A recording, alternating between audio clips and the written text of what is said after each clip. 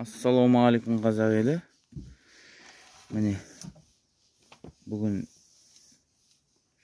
шілденің 27-сі.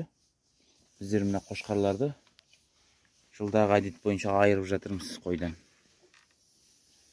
Қошқар айырар кезде осындай әдемі киген еді өздері. Құлақтарына жаңадан ленті тағады, белгілерін жаңартып кішкене.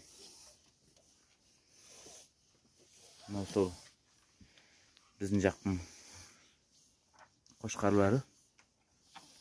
Анау тұрған төбелі менің қошқарым.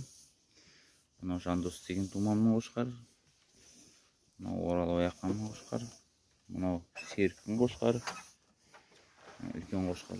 Бұлардың бәрі негізі былтырғы дені тұсақ қошқарлар. Мынау Талғат Ақанның қошқары.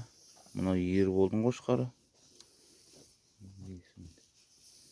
Так, анау Қанат Ақан қошқары, бер жағында Мырзабектің қошқары. Оның жағында Асқаттың қошқары. Мынау да пошмет бер қараш.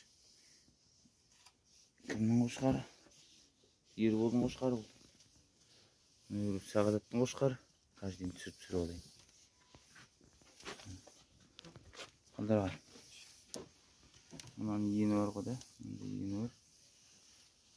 Торлының қошқары болу керек.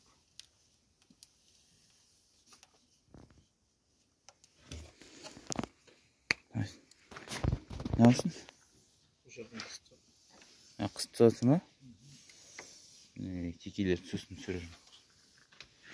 Nak teki yapalım. Tağa takan tekiz.